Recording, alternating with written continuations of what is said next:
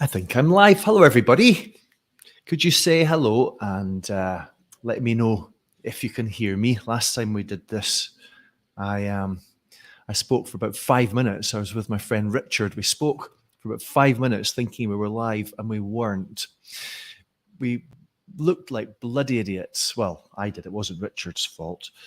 So nobody can hear me. Give it a moment. Hello, everybody. Thank you for saying, that's good. Tara. Hi, Tara. There's a bit of a delay here. There's always a 10-second or 15-second delay. So, yes, nice to see you. Thank you for showing up. This is a session I've been thinking about for a while. I've been very fond of using books to teach, book images, book covers, I should say, to teach English for a while now. It's something we've been doing from the early days of Lesson Stream. Just in case you don't know me, my name is Jamie Keddy. I'm the founder of Lesson Stream, and it's a community of teachers, and many of them present right now, who are passionate for story, using story and storytelling to engage students, get them thinking, speaking, writing, all that sort of stuff. So nice to see you. This was an activity I did a while ago. Let me just show you. There was the adjective funny is quite a funny adjective, isn't it? Funny. And I bought these 3 books. I mean, I actually bought these 3 books, especially for a lesson plan. My dad thinks he's funny. This is true, actually. My dad does think he's funny. And so this is funny, which is ha-ha, isn't it? Funny, somebody who is funny or something that is funny makes you laugh. Jokes that are funny. Fathers who are funny or fathers who think they are funny. And there's another meaning of funny, which is this one here. A funny thing happened on the way to school. In this case, it's not something that makes you laugh. In this case, it's a synonym for strange or weird. You could say, that's funny. Or you could say, this soup tastes funny. And sometimes, people say the context will tell you which meaning we're dealing with, but not always in this adjective. In fact, there's something people say quite often. They say, what do you mean? Funny haha or funny peculiar?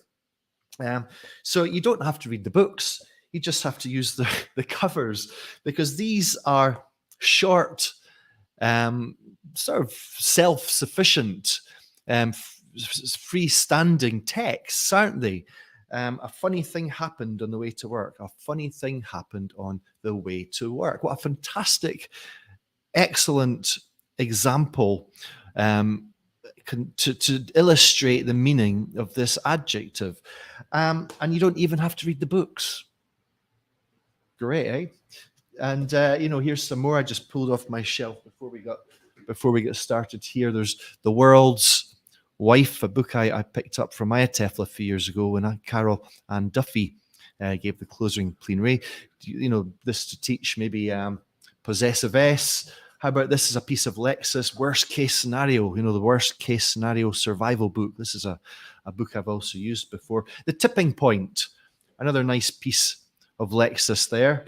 Bad Thoughts could be nice to teach adjective order to students. It's not thoughts bad, it's bad thoughts. A book from my friend of mine, Chris, or CD Rose, that you've met before.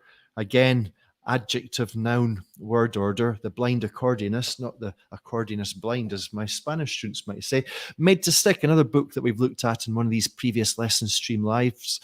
This would be an infinitive of purpose. So there's a lot you can do from books. Just go up to your shelf and have a look and see what's going on there from a language point of view, because these are some nice texts. But obviously, you're limited by what you have. And so what we're doing here, we're going to look at a teaching resource, which, I'm wondering, have you used Amazon before to source book cover images specifically to use in your classroom to teach English? Let me know if you have. And hello, Hannah. Hello, Savas. Hello, Andy. Nice to see some regulars here. Carla and Chris. And Hannah's asked me, how are you? I'm fine, thank you for asking, Hannah. How are you? And so is this something you've ever done before? Because I've got 6. No, I've not. I've got 10. This is going to be a very practical session for you. Definitely going to take some ideas away from this. And Pamela, you've never used Amazon, but you're curious about the idea. Pamela, you know what a corpus is. Corpuses or corpora are databases of language that we can search to find examples of, or to study language, let's say. Now, Amazon is a corpus. It's a corpus of language, in this case, book titles and metadata about those books and other products, obviously. And you can search it. So let me just show you something here. Here we have book cover images, and just through using the search function in Amazon, here are some. Let's see if you can identify the language point. I'm sure you can. I don't know about you, but I don't use shall in place of will these days. I shall see you later, something I never say. But we still use shall, first person singular and plural, for suggestions, don't we? Shall we dance? Shall we tell the president? What shall I draw? I remember I used to ask my mother that question all the time. Mummy, what shall I draw? And she would get quite tired of me. Actually, my nephew does this too, so I don't know if this book is any good. Never bought it, but it might be. Who's to say? Who's to say? What's the language point here? We've got, I've been meaning to tell you. Who's been eating my porridge, which connects to the story of the 3 bears, doesn't it? The Marquis, she's been waiting for, obviously a romance novel there. Some of you might like the look of that. Some of you might have read it. I don't know how many Marquises she's had, but this is the one she wants. The one you can see that's the one she's been waiting for. None of the others lived up to her standards or expectations. That's what life's like when you're so fussy, or tiquismiquis, as they say in Spanish.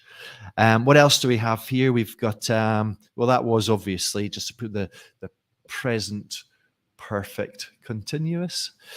I always have to think really hard before saying that. Present perfect continuous, that's right. Here we have, a couple of nice books to illustrate if only I wasn't lonely. If only I had told her. And so we just go on to Amazon and we type in if only, and we select through what comes up there. How about, here's a nice set. We can use Amazon to create sets. So you can see what the set here is, can't you? This is an irregular verb. Steal, stole, stolen. And imagine if you could have a slide like this for all of the irregular verbs. I think you can probably start to see the value of this, can't you? What we're going to be doing in a moment is just looking at how to use them. This is the what. In a moment, we're going to be looking at the how. What else do we have here? Are there any more? I think there are. What's the language point here? It's coulda, shoulda, woulda. It could have been worse. The man I should have married. It was the 3 Marquises ago. I would have loved him if I had not killed him. I wonder how many of us find ourselves reflecting that very sentiment. I would have loved him if I hadn't killed him. I do on a daily basis. Here we go. You can see the kind of, we're sort of focusing here on grammar, aren't we? But this is your health has been hijacked. Love like you've never been hurt. The president has been shot. So this is present perfect with a passive. So is this a new idea to any of you? Is this something that you've tried before? Is this something that you've thought about before? Do you see the value? Do you like this?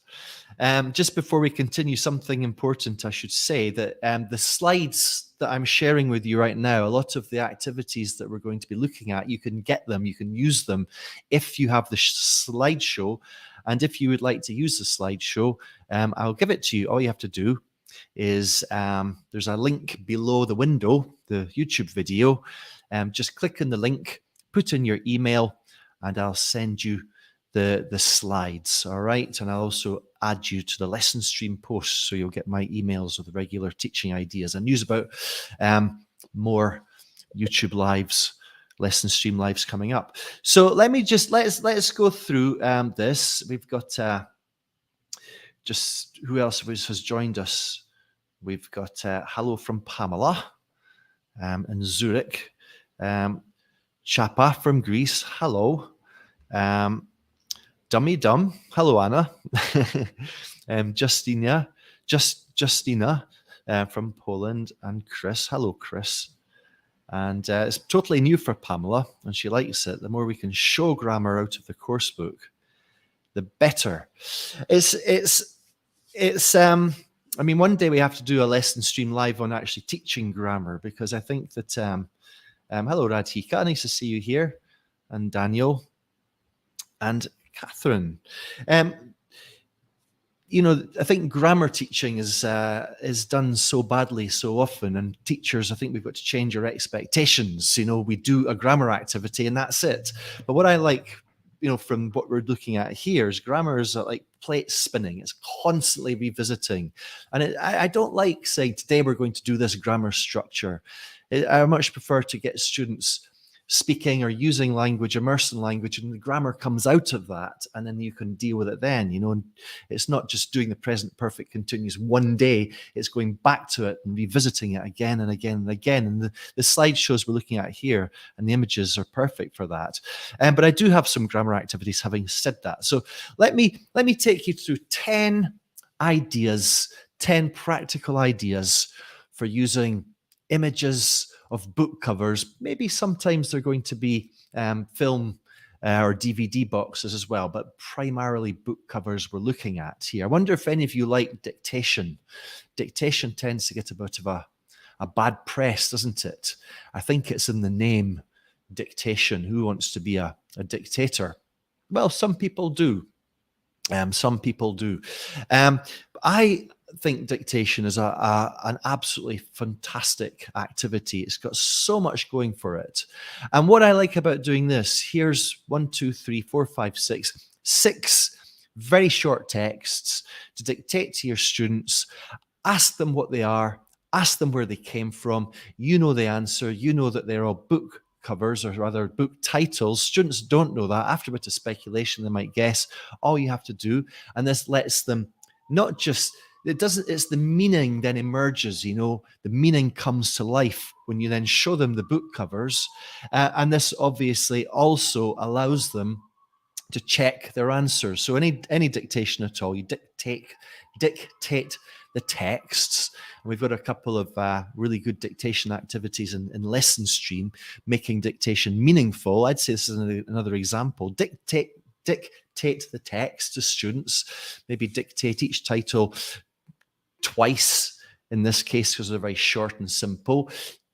You've got to have very strict guidelines. It's awful when you do dictation, a student goes, what? You've got to make sure students know to absolutely stay silent, because they will hear each text twice in this case. Then let them compare their answers, see what they've written, and then move on to the book images. Show them the dictated texts. And here, of course, do you know what this? I'm going to ask you a question here. What is this language point? What women want? Talking about the language point here, not the actual content of what women want, or what I did wrong, or what Alice forgot, or what the dog saw, or where babies come from, or where Willie went. Once students know these are book titles, you could ask them to guess what the books are about as well. What the dog saw, what did the dog see, where babies come from, obviously, is for children. Do you think any of you would have guessed that where Willie went? Willie is a cartoon spermatozoa. Hello, John. Nice to see you here. and Vince. I love that Catherine loves dictation activities as much as me. Sarah, hello. Yes, so that's a very simple idea. Nobody's typed in what the language point is here, but the thing that it doesn't have to be a set. This is 6 book covers with titles and 1 single grammar point, but it doesn't have to be that. You could have 10 book titles with completely miscellaneous. In fact, something I love to do, and it takes a bit more work, this, but after your lesson of the day, in preparation for the next day's lesson, you could find a book from Amazon to illustrate maybe 10 pieces of language, 10 pieces of lexis, which have come up from the previous day's lesson, and start the new lesson by dictating the titles. That's going to be a really good way for students to re-meet the language in a really meaningful and memorable way. So that's dictation, and that was idea number 1, but still nobody has put into the chat what this language point is. And this is, if I'm using book titles, this is such an awesome language point for book titles. It's a language point that you generally don't see in learner grammars. I'm not saying it's never there, it's just that I've never seen it, but I don't spend too much time reading course books or learner grammars, so perhaps you can. Andy said, WH questions without did. I like it, Andy. Let me tell you then, because another great application for book covers from Amazon in this way is to, we as teachers, we have to give language explanations, whether we're explaining grammar or features or whatever, and we can usually we I don't want to say usually, but often we pull examples out of our heads, don't we? We write it on the board, and it's nice, I think, to prepare your language or your grammar explanations and use examples taken from Amazon to make it more visual and to make it more contextualized and to let students see what you're going on about. So let me give you an example of a language explanation. Okay, let's start with standard English word order. Under normal circumstances, we have the subject, which is the I in this case, pronoun first person singular, followed by am. I am, subject and verb. And you all know that. I know you know that. If we want to create a question, these 2 words switch places, don't they? And we can put a question word in front of it. So I am becomes am I, and we can have who am I. And turns out that you're a frog. So if you don't want to know you're a frog, don't read this book. That's what I say. However, there is another type of structure here illustrated by this book, which is who I am. Now, Andy said WH questions without did, and we're kind of getting there without a subject. These are what we refer to as WH clauses. WH clauses, not to be confused with W.H. Auden, who was a poet, or W.H. Smith, which is a stationery chain in the UK. These are WH clauses. Have you ever noticed that, these so-called question words, talking about how, why, where, when, which, etc., they're called question words, but they're not always involved in questions. And that's exactly what you're looking at here. Who I am, that is not a question, as demonstrated by the fact that there is no question mark after it, nor is there any inversion here. It's more like it's a clause. And we can maybe clauses are like little phrases that can insert themselves into more complex structures, more complex sentences, more complex questions, bigger, more complex clauses. And so if we look at some examples here, that who I am, let's retain it. Let's keep those 3 words and just move through some more examples. This is the so-called indirect question. Do you know who I am? A question that you'll ask people implying that you are somebody important. But I don't think that's what this book is about. I don't know. I was watching a YouTube video from the very, very old days of YouTube recently. You might have seen it. It was an advert, but I don't remember what the product was. But there's an examination room, and the whole class. It's a big school actually. All these students are doing their exams, and you can hear the clock ticking, and the invigilator's at the front counting down. He says 10 seconds left, and ding, that's it. Time's up, and everyone walks to the front of the room and gives the invigilator their exam papers. But one last guy, he's the last man sitting down, and he walks back up to the invigilator to give his examinations, his paper to the invigilator. But the invigilator says, "Sorry, you're too late. You failed the exam." And this young student says, "Do you know who I am?" And the invigilator says smugly, "I have absolutely no idea." So this young student picks up the pile of exam papers, sticks his in random order, and walks out, being very cool. I wasn't meant to. I just popped into my head that. So, do you know who I am? That would be another nice foundation of that indirect question. I wonder if you've seen that. I wonder if you've seen that YouTube video. Here's some more. I am who I am. Something that I think maybe Popeye, remember Popeye the Sailor Man said, "I am who I am." Here we've got guess who I am, which could also become another indirect question. Can you guess who I am? And we've got tell me who I am. You know, we talk about indirect questions. It's a great example of course books and course grammars focusing on one type of structure which contains these WH clauses, but there are so many more different types of structures that involve this. I mean, that previous one, guess who I am, and can you guess who I am? They both involve WH clauses. And tell me who I am, love me for who I am, even if I'm a frog. And don't you know who I am? Don't you know who I am? Which is similar to do you know who I am, I suppose, really. So this is what we're looking at here. This is how to prepare our grammar explanations or clarification slots using good examples, nice, engaging, memorable, visually enhanced examples of English to illustrate the points, book cover images from Amazon. Is it to do with collocations with WH questions? Well, Vince, when you say collocations, I mean, collocations are words that go together habitually, aren't they? Like black and white, or to get up, or you could go more idiomatic, sort of visual idioms, like maybe you could elaborate there. Collocation is always there in the background, isn't it? There's a lesson plan in the Lesson Stream membership. In fact, this is the most recent lesson plan in the Lesson Stream membership. It's called Question Words. It's the 125th lesson plan. Some of you probably have already had access to it.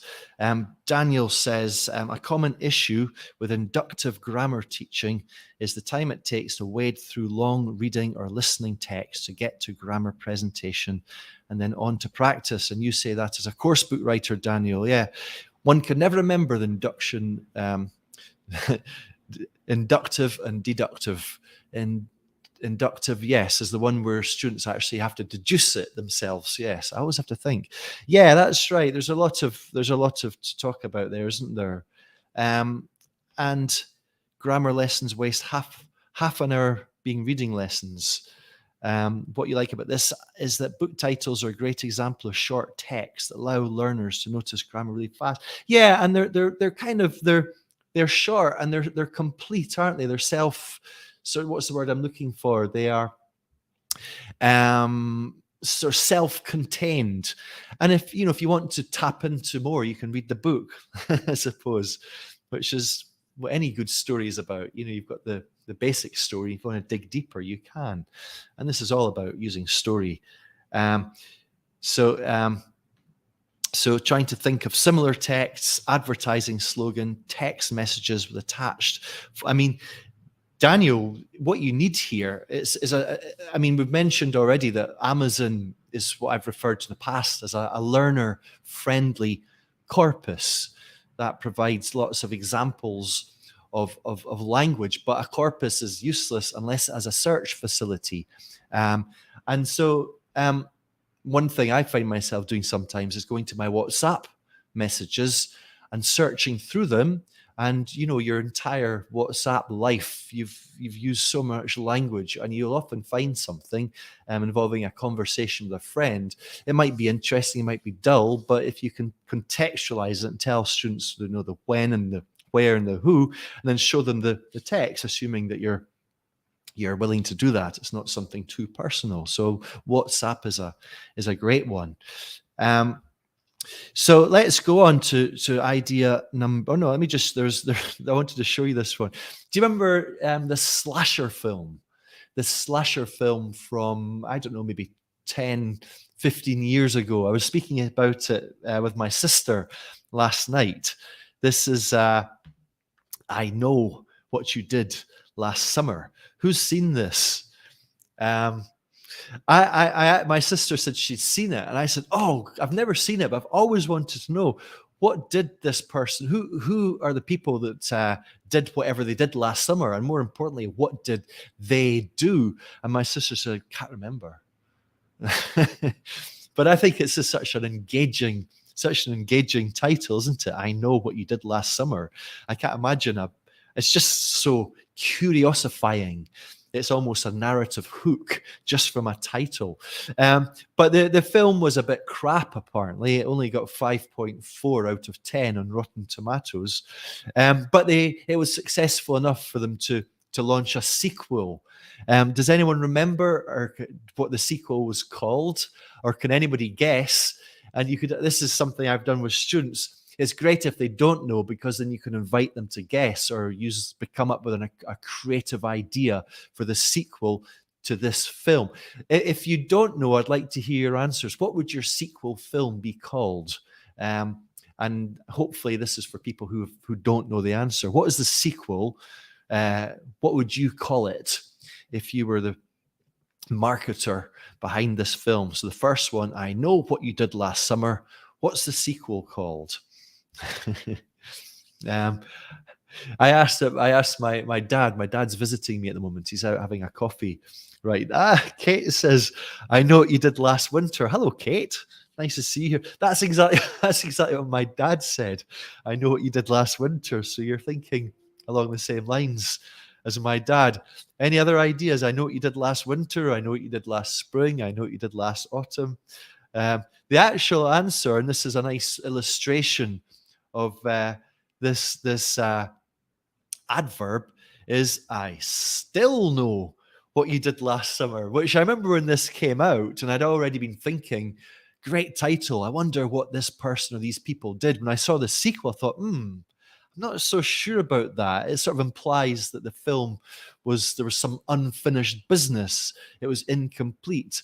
There was no closure. So I'm not sure. I think I like your idea better. I know what you had for dinner. Brilliant. Great. So then this one didn't do as well as the first one, and it only got 4.4 out of 10 according to Imperfect Tomatoes, or much better. I Know Whom You Had for much better. I agree. That's a great one. So believe it or not, after this one, I still know what you did last summer, which I've used before to demonstrate still for a continuing situation, and of course this adverb order. What would be the title? And you're going to have to get very creative here. What would be the title for the third film in the series? So we had I Know What You Did Last Summer. I Still Know What You Did Last Summer. What would be the title of the third film in the series? Because the third film came out. The third film was a big flop, a failure, in other words. It only got 2.6 out of 10 in Imperfect Tomatoes. And I'm going to show you what it was called. And when I saw this, I thought, now all of my curiosity has been completely shattered. I'll always know what you did last summer. And that's just got completely silly. If you'll always know what I did last summer. What's the point? What are you trying to get out of me exactly? Just get out my face, whoever you are. It's just, I just thought this was a terrible, terrible title. Maybe your students could then guess or suggest rather what a good title or what a better title have been, or maybe what a title would be for the fourth film in the series had they gone on to produce one. But this is about, just to illustrate position of these adjectives. It comes after the auxiliary, before the main verb. So I'll always know what you did last summer, or in this case, I still know what you did last summer. So let's move on. And memory test, a very simple one here. Just show your students a slideshow of book images. Maybe you could talk about them. On the way, you could, we used to be friends. You could ask questions like, are they still friends? Well, apparently not, according to the image. We used to live here. You could ask a question to your students. Tell me somewhere that you used to live. And the girl he used to know. What do you think their relationship was? And say to your students, I'm going to give you 10 seconds to memorize these titles, then remove them from sight. And students have got to try and write down the titles. A very similar, simple idea, isn't it? Yeah. Okay, that was number, I don't remember.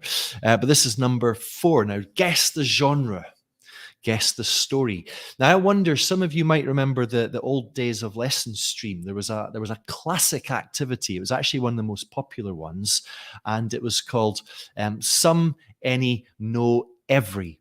And it makes use of these 16 words, 16 combinations between the 4 words on the left, the 4 words on the right. And in the activity, we started off with a sort of chant, a teacher-led chant, where students have got to chant something, someone, somebody, somewhere, anything, anyone, anybody, anywhere, nothing, no one, nobody, nowhere, everything, everyone, everybody, everywhere. I wonder if any of you remember this. I'd love to know. And there's 2 odd ones out there, aren't there? There's 2 that are not like the others. Which ones are they and why? Type in your answers. So I'll say it again. Something, someone, somebody, somewhere. Anything, anyone, anybody, anywhere. Nothing, no one, nobody, nowhere. Everything, everyone, everybody, everywhere. What's your answer? Which are the 2 odd ones out? So there's 16, but there are 2 odd ones out, and why? Always difficult with this time delay. I'm sure you're all typing your answers, or maybe not. Who's to say? I've got no idea. I'll tell you. I'll tell the answer. The answer is no one, because it's 2 words, and all the others, yes, all the others are just 1 word, because if you write no one as 1 word, it becomes noon. Noon. And you wouldn't say that. Who's coming along tonight? Noon. If somebody didn't make it 2 words, you'd think they're crazy. And as Kate got it, well done. And also, Julie got it, and so did Daniel. You don't say no thing, you say nothing. So that's just a little task for students. But then you see we move on to this. And this is one of my favorite worksheets. This took me days, possibly months. And on the left-hand side, what we have there is 16 book titles. On the right-hand side, jumbled up, you've got little descriptions and or information about their genres. So, for example, what do you do when something wants to eat you? Is it a novel set in a small mountain town? Is it a chiller? So students have got to try and match them. And then you give them the answers by showing them the book covers. Let me just try this. So what do you do when something wants to eat you? What kind of book is it? To what genre does it belong? Somewhere in Texas, same question. Nothing to lose, same question. And again, look what happens when you see the images here. So all of that visual information gives you so much information about the genre. And I think this is a really nice way to illustrate how the design, how the pictures, how the images, how the layout really contributes, reinforces, complements. I mean, I don't think that's even the right word. I think it's not just that it reinforces the meaning, it is a part of the meaning. So I'm used this term already, meaning emergence, which is a term I've used quite a lot, where when you start off like this and the language is kind of dry, and people, there's often this idea you have to start with meaning, and I think that's a great sort of rule of thumb for English teachers, to start with meaning. But here we're kind of breaking the rule again, because the meaning is emerging, and when it does so, the experience is heightened. And so when you go from this to this, how engaging is that? How much do you go, and suddenly everything falls into place? And so that's really what this is all about. And this, another idea here is we can actually create gap fill worksheets. I'm not the biggest fan of gap fill worksheets, but it all depends, I guess, on what you do with them. But that same lesson plan that I just mentioned, this is a worksheet that contains the 16 book titles. And as I said before, those 16 words, somebody, someone, somewhere, something, etc. The 16 book titles illustrate those 16 words. In this worksheet, all of those book titles are there, but those 16 words are missing. Students have already seen the books now, they've seen the covers. Can they remember, can they recall what those words were? So I use this, but I'm not a fan, really. I think there's a lot better ways we can do it.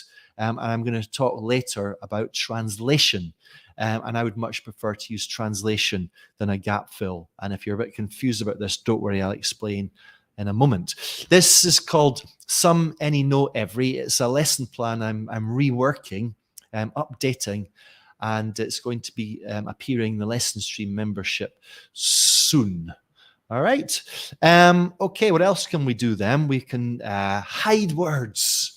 Hide words. I mean, we said gap fills on paper, but gap fills can be on screen. In fact, I think I'd much prefer this, because if you've got the gap fill on the paper, students have got to just write one single word.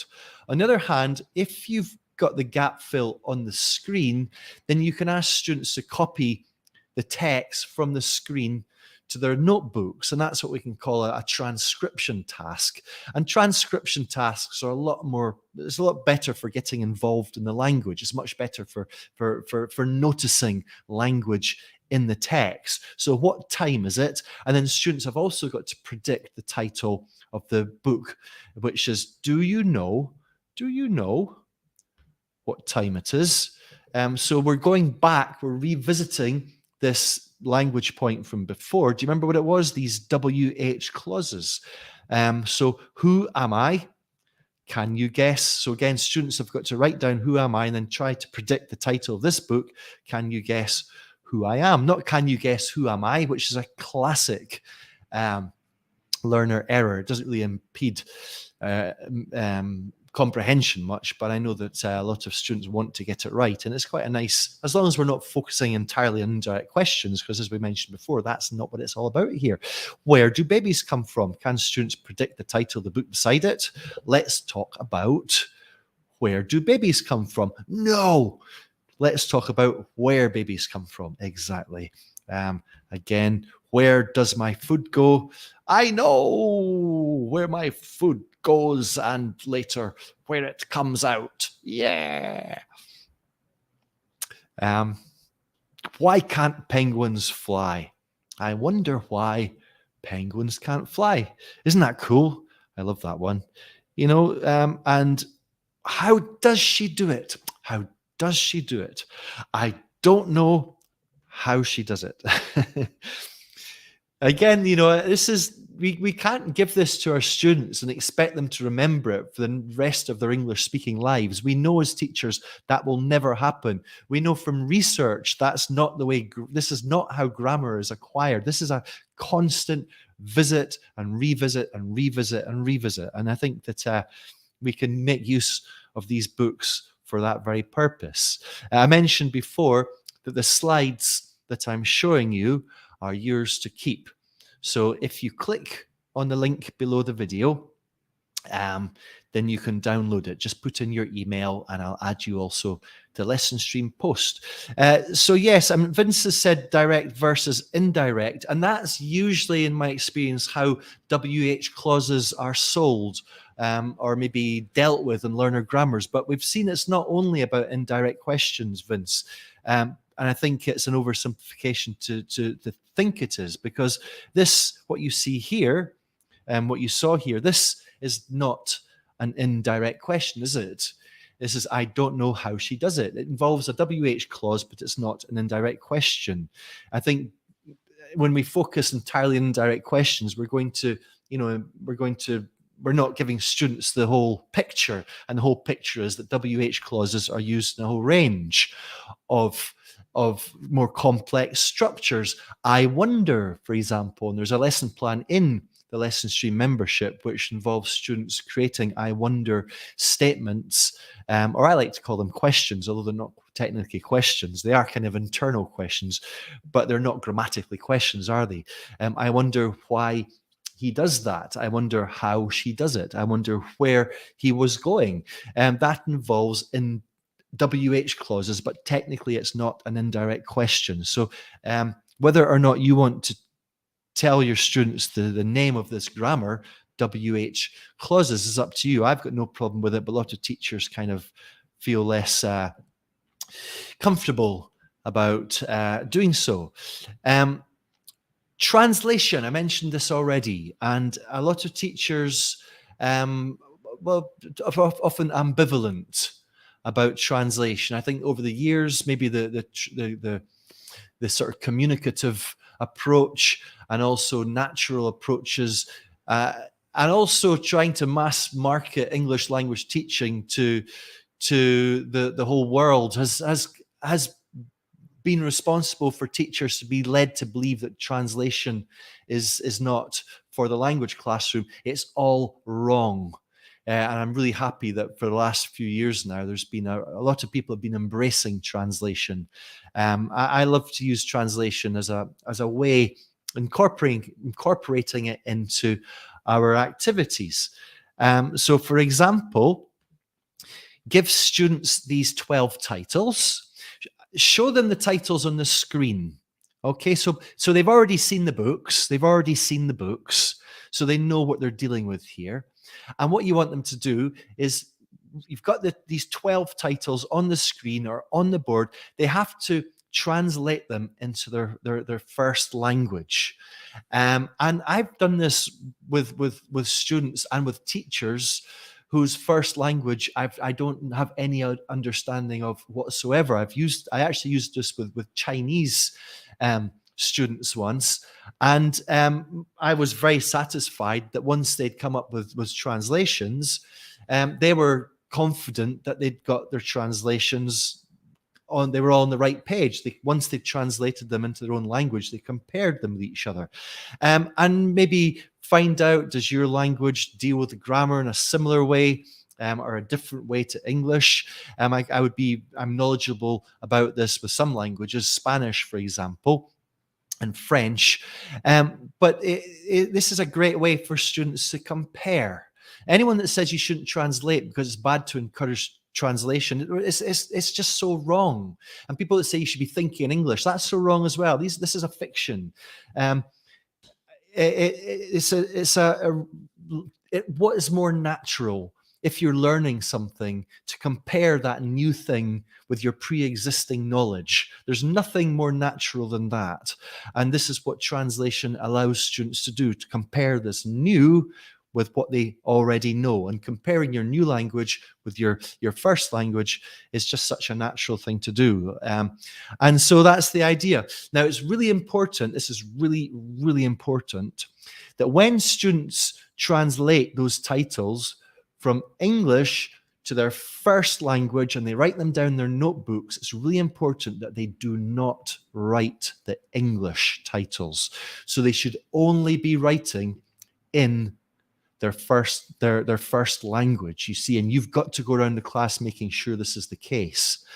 And then Once they've all translated them and once they've all compared their answers, then you remove that from view so that nobody can see those titles in English, and then they've got to translate back into English. So this is called an L1, L2, L1 translation. And this is how I learned Spanish when I first got here. I would have these phrases or questions or sentences or chunks or whatever written in English, and in the back of the page I would have the translations in Spanish. And so I'd read it, I'd say it in Spanish, turn around, did I get it correct? Yay! Or boo. And I swear by it. And I know a lot of people who do. And I've done this with students, and I've asked students what they think about it too, and they've generally enjoyed it. This is just going back to the WH clauses. If students learn WH clauses this way first, it will make reported speech and indirect questions easier. That's my hope, Daniel. I mean, this is. I can't say because I don't know if this is going to. My feeling is it will do, but this is as a teacher. This is the way I feel. This is the only way I can teach it. It's the only way I can clarify it. It's the only way I can present it. Starting small. So yeah, absolutely. This is my hope, just as it is for you. Start small, raise awareness of WH clauses, simple, then move up. WH clauses can actually be broken as well, by the way. So for example, and this is especially important for teachers, let's say you're displaying an image on the screen and you're asking students questions about that image. So it's an image of a person, for example, and you could say, where's he from? Or you could say, how old is he? Or you could say, is he married, single, or divorced? Now those questions, because they're so sort of straight to the point and matter of fact, there may be quite a natural tendency for students to say, well, I don't know. Am I supposed to know? And so we can mark those questions very simply. Well, it's actually not that simple, but with 3 simple words, which are, do you think, or would you say? So you can tag that on and you can say, where is he from, do you think? Or where is he from, would you say? That doesn't really work. Where is he from, do you think? How old is he, do you think? Is he married, single, or divorced? What do you think? Or we can take a WH clause and embed the do you think in it. So how old he is the WH clause. How old do you think he is? He is married, single, or divorced. That's not a WH clause, but that's still a clause, isn't it? Do you think he is married, single, or divorced? What was the last one? I think you get the point, but you have to start with the WH clause and then embed the do you think. Maybe not the simplest clarification because it wasn't very prepared there. But anyway, let's move on. And let's go to number... Daniel says, I have no idea what you're talking about. Yeah, all right, Daniel. That's to be that's if I'd prepared it. That's a nice little illustration of the idea that it's always best to prepare your clarification slots and your explanations. Thank you for your honesty. A mighty fine, sure do appreciate it. So, so pre-teaching language. This is a really good. I absolutely love this. This is a way to use images from Amazon. I wonder if some of you know this activity. Again, this is a classic lesson stream activity called the Blob on the Bridge, and these activities are all in the lesson stream membership, and it involves a story. Which came from a series of photographs from 2007. And it involved a heroic rescue. But unfortunately, you, the teacher, have placed a blob over the protagonist. So students hear the whole story, but they don't know who or what the protagonist or the rescuee is. That comes at the very, very end. But one of the central words or one of the key words in the text is allege. And I found that quite a difficult word to teach. And obviously you can show images. That's fantastic. But when you're looking for images, don't ever forget Amazon, because look at this one, man on a ledge, which in my mind provides just the best illustration of that target word that we could ever want. Yes. So that's very simple. In preparation for a text, we called this pre-teaching, but we could call it presenting new language, because pre-teaching is a complex idea, simplified, or priming students for that language that they're going to meet in the text, or just presenting the language before they meet the text to reinforce it. What did Nasera say here? What about the idea of thinking in English to produce in English? If not, you won't learn English correctly. Nasera, I just think it's something that people say without really stating what they mean by it.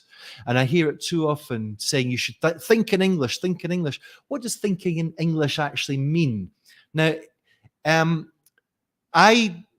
the language of thought is sometimes referred to as mentalese, and it's a whole mixture. We don't always specifically just think in language. We think in a whole range of things. We think in kind of image. We think in kind of structures. This is getting on the verge of hardcore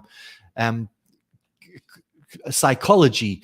But the idea that we think in a language is oversimplistic, and it's wrong. If you're saying to students you're going to do a task, which is a speaking activity, take a minute to prepare what you're going to say, think about it in English. Absolutely fantastic. I love that. But the idea that we should be training our students to think in English it doesn't really say what we mean. And it's also a little bit of a fiction. And also I'm never that happy with it. I don't want to think in Spanish. I don't want to think in any language. If language is a part of my thought, and it is to an extent, I don't, it's unclear what we're talking about, as demonstrated by what I'm saying right now. So if we're telling our students it's something we should do, I think we're not on very stable ground. And I do love the idea of translation and comparing and switching between languages. And one of the great things, going back to translation, I didn't mention this, why translation is better in general than gap fills, for one very good reason. A gap fill focuses on one single word.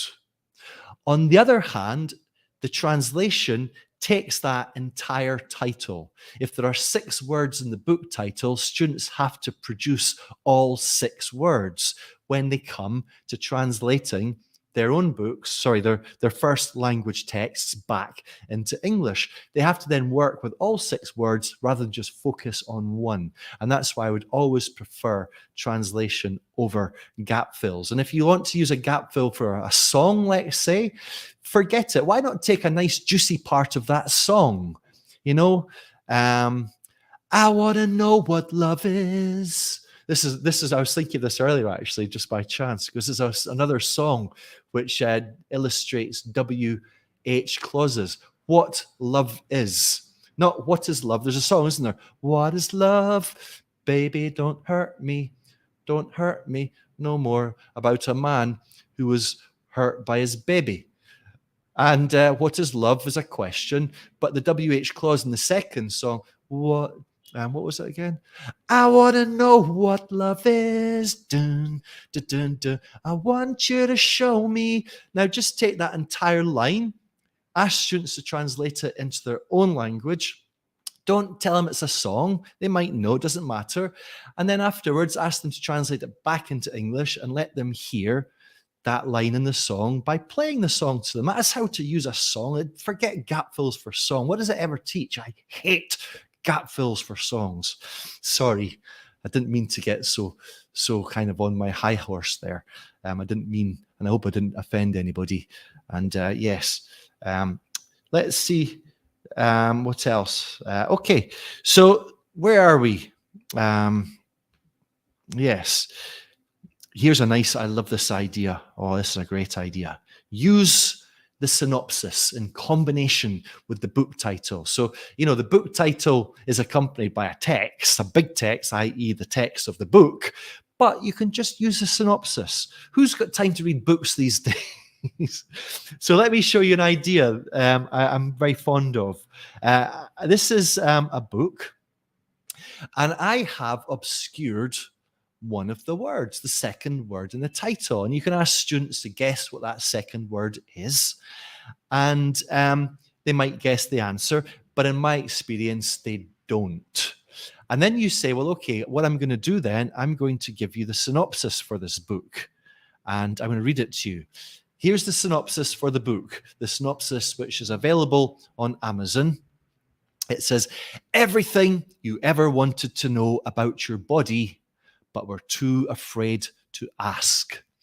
This book answers all of your questions about lifestyles and diseases, risks, bodily functions, and embarrassing problems. Just how easy is it to avoid a heart attack? What are the best ways to prevent skin cancer? Ever wondered about body odor? No. From period pains to hair loss, bad backs to beer bellies, runny noses to itchy bums. No subject is regarded as too trivial or too tragic. Health, and as long as you've got yours, nothing else does. So what is the missing word? What is the missing word? I'll tell you that this is a bit cliche. You see a lot of books that have this format. It's a play on words. So when I show you the book title, you'll realize that it's a play on words. It has two meanings. The first meaning means issues and topics related to health. Issues and topics related to health. The second meaning is that health is important. So let me just show you again the synopsis. And again, the book title is there. You can give this to students. You can show it to them on the screen. You can ask them to copy it from the board or the screen to their book. Again, it's a short text. This would be a total transcription. There's some lovely language in that synopsis. And by the way, I took the synopsis from Amazon. I've reworked it a little bit to include some nice language. Things like an itchy bum. Who doesn't want to learn that phrase in English or indeed any language, an itchy bum? Look, Julie gets the prize of the day. Yes. So you see, just to say what I said again, this is a play on words. The first is that, health is important. If something matters, it's important. Your health matters. But that, in that case, matters is a third person singular verb. But also matter, meaning topic or something we're talking about, is a noun. And here it's plural, so health matters. And so the pronunciation would be different, wouldn't it? So who knows how to pronounce this book title? Do you say health matters, which is the verb, or health matters, which is the noun? I don't know. And as I said, this is a bit of a formulaic, a bit of a cliche title. There are so many books that make use of this. Middle school matters, sex matters, mindfulness matters, money matters, itchy bum matters. Sorry, Kate. Pamela, lovely to see you. You've got to run. How do you recommend searching for images? I'll mention this just before we finish, okay? How to look for them. I'll actually show you. Let's just go to number 10. And again, all of these, if you want that text, if you want that those images, they're included in the book cover images. Just download the images from the link below. Give me your email address and I shall pop it over to you. All right. Last one. Word of the day. This is over to your students, and this is I love doing this. It is such a fantastic resource, Amazon. But up until now, it's all been about you, the teacher, making use of it. You're the one that's curating the language or finding examples of language to complement text or to teach grammar, to teach slideshows of Lexis, whatever but students, and once you introduce students to Amazon, it can be quite good fun. And so what you do is you ask them to go through their books, and find a new piece of language. Try and focus on Lexis, a new piece of language that they like. Then they should go to Amazon to find a book cover, or a DVD cover, or whatever, to illustrate that. So a new word that I've learned recently in Spanish is cotidiana, which means every day, which I really like. And I can't believe I didn't know that word until recently. So, respuestas sorprendentes a preguntas cotidianas, which means surprising answers to everyday questions. And I've got that now I've got that for keeps. And what you do is when your students have chosen an image from Amazon and they've downloaded the image and they're displaying it as big as it possibly can be on their phone, then you, the teacher, you go around the class and take a picture of your students showing the image. So you want your student to be in the picture too. This is really important because you've got the story here. You've got the student likes that piece of language. Your student has found that piece of language on Amazon. When you take the photograph, it's really important students hold their phones out towards you and don't do this. That's bad practice. So make sure they hold the phone out in front of you. All right. That was a photograph I took this morning. So that's what I looked like about 3 hours ago. Pretty much the same, really. Okay, so let's just wrap this up here. Quick, show you how we did this. I want you to tell me something you'd like to find. Let me cotidiana, let's say. How did I find that? So I can just go to screen share, Chrome tab. Okay. And is that sharing the screen now? Yes, we are. So all you do is you go to Amazon, and there are a couple of tricks here to show you. It's not all that simple. Cotidiana, type it in, and do spend a bit of time, looking for. And I like books, so I'm going to take from where's books down here, and then search. Otherwise, we get all sorts of nonsense, which we don't want. So let's see what we've got. I don't think that worked. Let me just try it again. That's better. So that's because I've misspelt it. What is the spelling about? What have I done wrong here? Cotidiana. Why is it saying there 3 results for quotidian? This is weird. Trust this to go wrong at this last moment. I have no idea. Anyway, let's look for something else then. Let's say our word of the day is itchy. Itchy tasty. Itchy bear. Isn't that a great example? Itchy feet. An itchy alligator. Now this is important because what we've got here, when we click on this, and what used to happen, you'd be able to get a nice big example, but Amazon doesn't do that anymore. See the two images, click here, and what I do is double click or right click, open image in new tab, and then we've got, let me just remove. This is when I get less slick. Stop screen, that's it. Okay, then again, share screen, and it's this one. And then you've got the image like that, and it's download it. Now, sometimes in Amazon, that's not an option. That's not an option. And let me show you another one. If we go back to here, is that going to work? Present, share screen. Nice and slick, Jamie. That's it. Let's go to look at itchy feet or an itchy alligator. So this has the look inside feature. So we can go down here, but look inside It gives you that for a few seconds, but then you've lost it.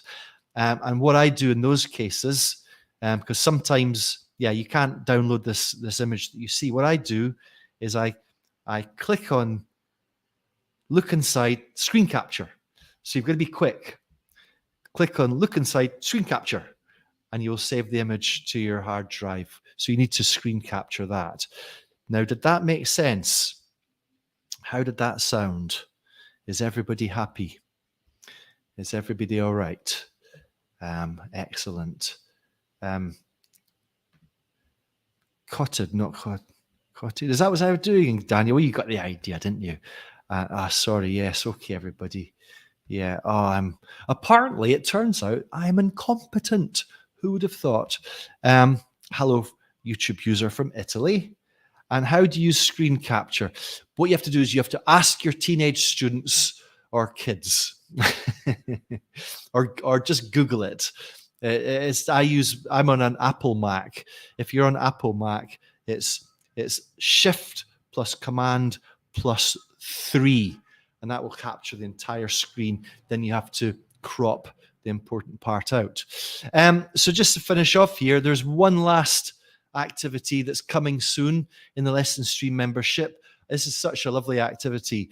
It's called How-To Books. And it's a really lovely activity. To get all these activities, I mean, you can do them yourself, obviously, or you can join the Lesson Stream membership and get all the 125 lesson plans so far, with more coming. Join the community and get access to the Lesson Stream story course. Who wants to have the last word?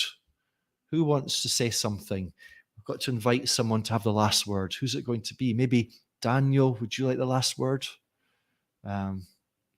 By the way, before you go, a big favor to ask. I always mean to ask this, but I never do. Could you possibly give this video a thumbs up and also subscribe? I never do this. I never ever ask people to do this. Like and subscribe. Please like and subscribe. And if you even you can share the link in Facebook or with your colleagues, because this is live, but now the link turns into the recording. So if you take the link, share it wherever you like, and people can watch the recording. And that would also make me very, very happy. And it would be a nice way to just to support me, if you like. No obligations. All right. So, thank you. Some nice things you've said. Thank you very much, Julie.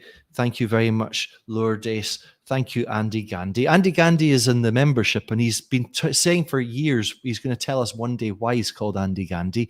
There's a story. We still don't know. I have not forgotten, Andy. Dan's last word is thanks. And Kate's thumbs up and subscribed. Oh, thank you. You're great. Thanks, Nisi. And Joe, that's a good word. A word that I can't even pronounce. And thank you very much, Lourdes. And thank you, Chris. And thank you, Maya Correa. And thank you, Antonella. Well, thank you all so much. I really appreciate you taking the time to be here. Hope you have a lovely end of weekend. Maybe I'll see you at the next one. Okay, I'll let you know in the next lesson stream post. Maybe go live again next week. All right. Take care, everybody. Have a great week. Bye-bye.